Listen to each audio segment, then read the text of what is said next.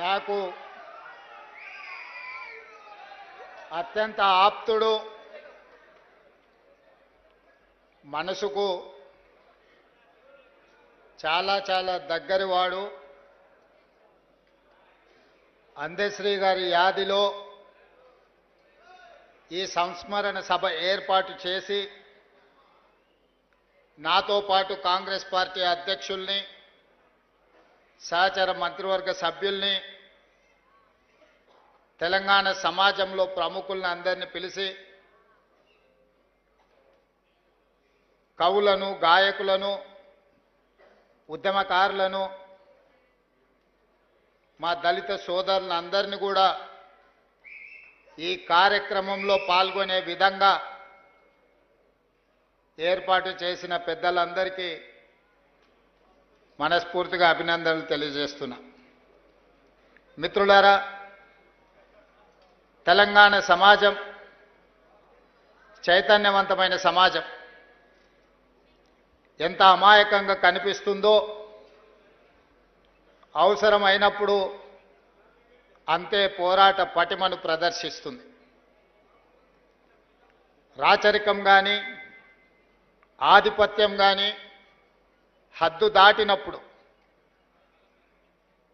ఈ తెలంగాణ నేలను చెరబట్టాలని, ఈ తెలంగాణ ప్రజల మీద ఆధిపత్యాన్ని చెలాయించాలనుకున్నప్పుడల్లా ఈ గడ్డ మీద పుట్టిన బిడ్డలైన కవులు, కళాకారులు తమ గళాన్ని, తమ గజ్జెను, తమ దుప్పటికి దుమ్ము దులిపి దిగంతాలకు తరిమిన చరిత్ర ఈ తెలంగాణ నేలకుంది. ఆనాడు నిజాం ప్రభువులు ప్రపంచంలోనే ఆగర్భ శ్రీమంతుడుగా ఈ గడ్డ మీద ఆధిపత్యాన్ని శాశ్వతం చేసుకోవడానికి ఈ భూమిని చెరబట్టడమే కాకుండా దళితులను, గిరిజనులను, బలహీన వర్గాల మీద తాను ఆధిపత్యం చెలాయించాలనుకున్నప్పుడు ఆ చెలాయిస్తున్న సందర్భంలో బండెనక బండి కట్టి ఏ బండిలో పోతారో నిజాము సర్కారోడా అని బండి యాదగిరి గలం విప్పితే నిజాం సర్కారు పీఠమే కదిలింది. అదేవిధంగా ఉమ్మడి రాష్ట్రంలో సీమాంధ్రకు సంబంధించిన సమైక్యవాదులు ఈ తెలంగాణ మీద ఆధిపత్యం చెలాయిస్తున్నప్పుడు ఓ గద్దరన్న, ఓ గూడ అంజన్న,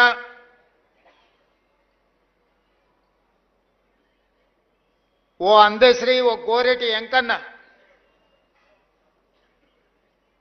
ఇక వీళ్ళ ఆధిపత్యానికి చరమగీతం పాడాల్సిందే,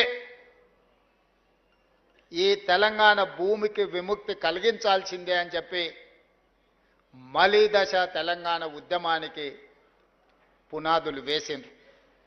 అందులో భాగంగానే బడికి వెళ్ళని, బడి ముఖమే చూడని అందశ్రీ అన్న జయ జయ హే తెలంగాణ ముక్కోటి గొంతుకలను ఏకం చేసి ఈ తెలంగాణ ఉద్యమాన్ని ఉవ్వెత్తున నడిపితే ఈ తెలంగాణ రాష్ట్ర కళ నిజమైంది. ఉస్మానియా, కాకతీయ యూనివర్సిటీలనే కాదు,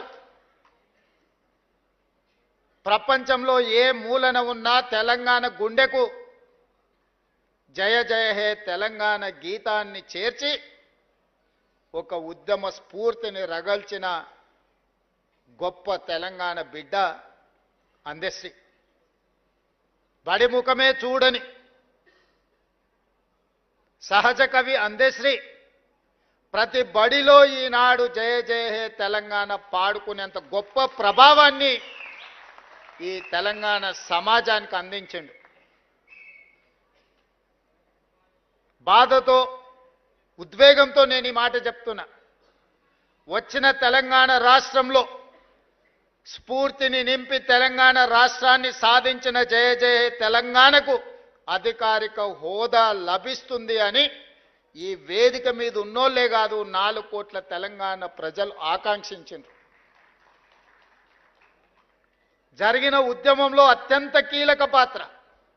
ఏ వేదిక కట్టినా, ఏ ధూమ్ధాము పాడినా అందశ్రీ పాట లేకుండా, అందశ్రీ లేకుండా తెలంగాణ ఉద్యమం జరగలేదు. ఏ వేదిక మీదైనా, ఏ పెదాల మీదైనా జయ జయ తెలంగాణ నానకుంటా తెలంగాణ ఉద్యమం, తెలంగాణ రాష్ట్ర సాధన సాకారం కాలేదు. అలాంటి గొప్ప స్ఫూర్తి వచ్చిన తెలంగాణ రాష్ట్రంలో రాష్ట్రీయ గీతంగా తెలంగాణలో వెలుగొందుతుందని 4 కోట్ల ప్రజలు అనుకున్నప్పుడు ఆనాటి పాలకుల నిర్ణయాల వల్ల జయ హే జయ హే తెలంగాణ మూగబోయింది. అది శాశ్వతమని వాళ్ళు భ్రమపడ్డారు. ఎందుకంటే ఈ గీతం తెలంగాణ గుండెల్లో ప్రతిధ్వనించినంత కాలం తెలంగాణ ఉద్యమం ఎవరు చేసిండ్రా అంటే ఓ గద్దరన్న చేసిండు, ఓ అందశ్రీ చేసిండు, ఓ గోరెట వెంకన్న చేసిండనే, ఓ జయరాజ్ చేసిండనే చర్చ వస్తుంది. కాబట్టి ఈ స్ఫూర్తి నింపిన కవుల యొక్క కవితా గానాలను ఈ తెలంగాణలో వినిపించకుండా చెయ్యాలని ఆనాటి పాలకులు కుట్ర చేసిండ్రు. నేను ఎక్కడో చదివిన పెన్నే కదా అని మన్ను కప్పితే గన్నులై మొలకెత్తుతాయని.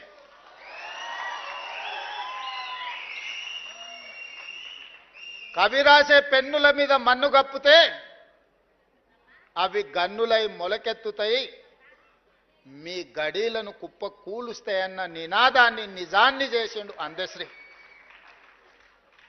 10 సంవత్సరాలు మూగబోయి ఉండొచ్చు మీ ఉద్దేశంలో, కానీ తెలంగాణ ప్రజల గుండెల్లో నిత్యం గానమై జయ జయ హే తెలంగాణ జనాలు పాడుకున్నారు.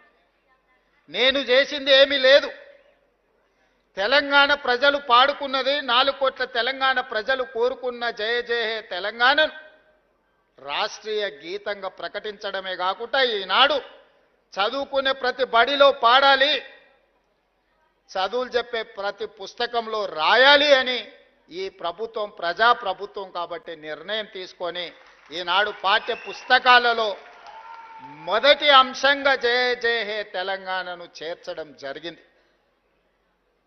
అదేవిధంగా సర్వం ఒడ్డి సర్వం త్యాగం చేసి ఏమీ ఆశించకుండా, ఆలోచించకుండా 5 దశాబ్దాలు ఈ ప్రజల కోసం పనిచేసిన కుటుంబాన్ని ఆదుకోవడం ఆ కుటుంబ సభ్యుడిగా నా బాధ్యత.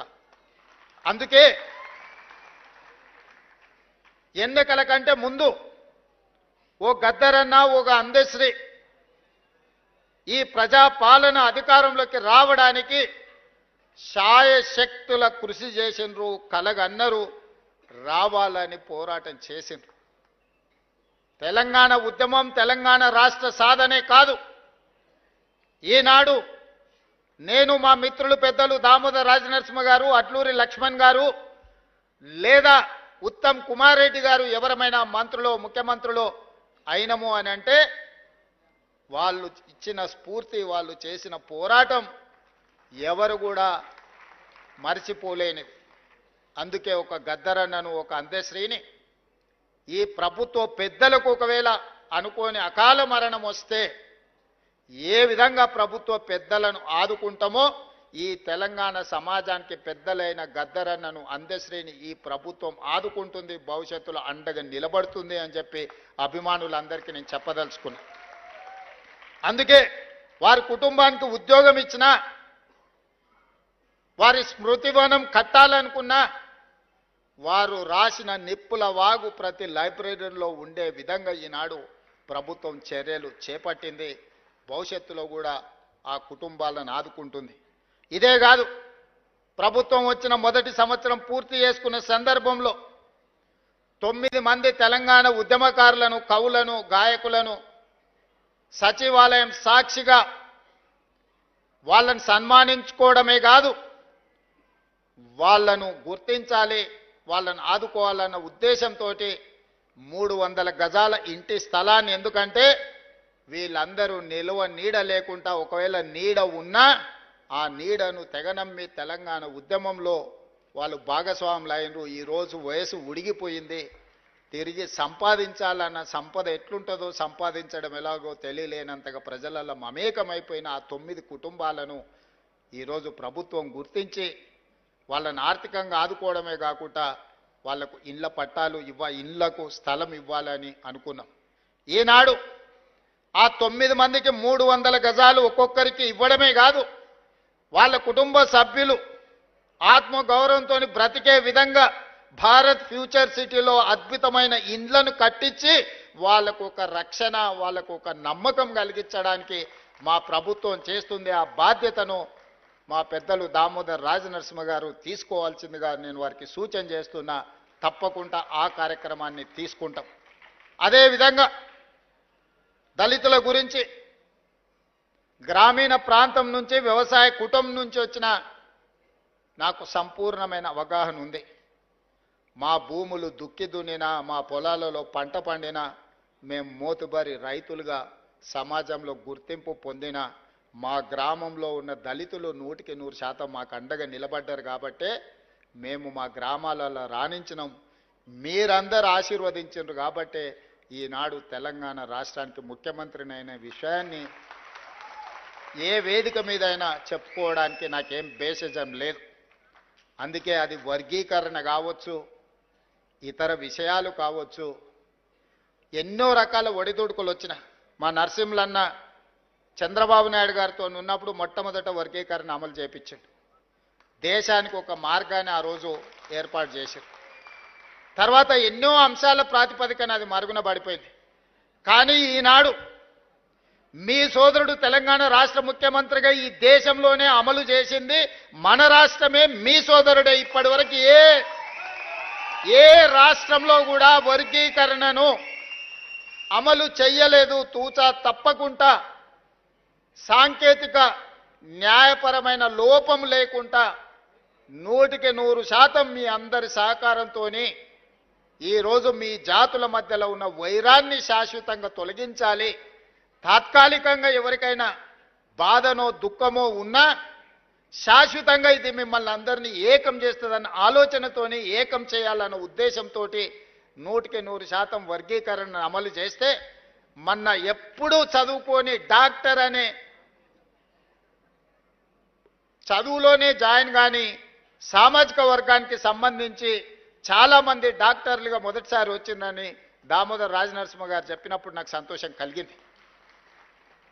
ఈ వర్గీకరణ చిన్న చిన్న ఉద్యోగాలు మీకు తెచ్చిపెట్టడం కాదు. మీరు డాక్టర్లుగా, లాయర్లుగా, ఇంజనీర్లుగా, గొప్ప సైంటిస్టులుగా, ఐఏఎస్లుగా, ఐపీఎస్లుగా రాణించి ఈ రాజ్యంలో, ఈ పరిపాలనలో మీరు భాగస్వాములు కావాలి. తెలంగాణ పునర్నిర్మాణంలో మీరు నిలబడాలి అని నేను 100% విశ్వసించి ముందుకు తీసుకెళ్ళిన. ఇదే కాదు మిత్రులారా, నా మంత్రివర్గంలో 4 దళితులు మంత్రులు ఉన్నారు. స్పీకర్ దళితుడు ఉన్నాడు. ఉమ్మడి రాష్ట్రంలో కూడా 4కి ఇవ్వలేదు. ఇవాళ తెలంగాణలో రెట్లు 3 ఉంటే దళితులు 4 ఉన్నారు మంత్రివర్గంలో. స్పీకర్ ఉన్నారు. 17% జనాభా మీరుంటే 27% మంత్రివర్గంలో ప్రాతినిధ్యం దళితులకు ఈరోజు అందించిన గిరిజనులకు కాకుండానే దళిత సామాజిక వర్గానికి ఈరోజు ఇవన్నీ చేసినాం. దీనికి ప్రధానమైన కారణం శ్రీమతి సోనియా గాంధీ, రాహుల్ గాంధీ గారు మీ పట్ల ప్రేమతో ఉన్నారు, దయతో ఉన్నారు కాబట్టే ఇవన్నీ చేయగలిగినాం. అందుకే మిత్రులారా, చాలా అంశాలు మాట్లాడేది ఉన్నది, తీసుకోవాల్సిన నిర్ణయాలు ఉన్నాయి. యాదగిరి అన్న చేసిన సూచన, నరసింహులు గారు చేసిన సూచన, ఇతర సూచనలు అన్నిటి మీద కూడా వారు సూచించినట్టుగా ఒక ప్రత్యేక సమావేశాన్ని ఏర్పాటు చేస్తాను. రీసెర్చ్కు సంబంధించి మా ఊరోడు మా కాసిం కూడా సూచన చేసిండు. తప్పకుండా ఆ సూచనల నేపథ్యంలో ఒక ప్రత్యేక సమావేశాన్ని ఏర్పాటు చేసి మీరిచ్చిన సూచనల మీద ప్రభుత్వం ఏ రకమైన నిర్ణయం తీసుకోవాలనో తప్పకుండా తీసుకుంటుంది. చివరగా ఒకే ఒక్క మాట, ఎన్ని వజ్రాలున్నా కోహినూర్ వజ్రానికి పోటీ లేదు. దశాబ్దాలే కాదు శతాబ్దాలు గడిచినా వజ్రాల గురించి చర్చించాల్సి వచ్చినప్పుడు కోహినూర్ వజ్రాందే మొదటి స్థానం. కవులు, కళాకారులు ఎంతమంది ఉన్నా, ఎవరి గురించి చర్చించినా, రేపటి తెలంగాణ చరిత్రలో కవులు, కళాకారుల గురించి మాట్లాడినప్పుడు మా అందశ్రీ అన్న ఒక కోహినూరు వజ్రంగా నిలబడతాడు. అది శాశ్వతం చెయ్యడానికి ఆ కోహినూరు వజ్రాన్ని వారి కీర్తిని వారి కుటుంబాన్ని ఆదుకునే బాధ్యత నాది మా ప్రభుత్వాన్ని తెలియజేస్తూ మీ అందరి దగ్గర సెలవు తీసుకుంటున్న ధన్యవాదాలు మిత్రులారా.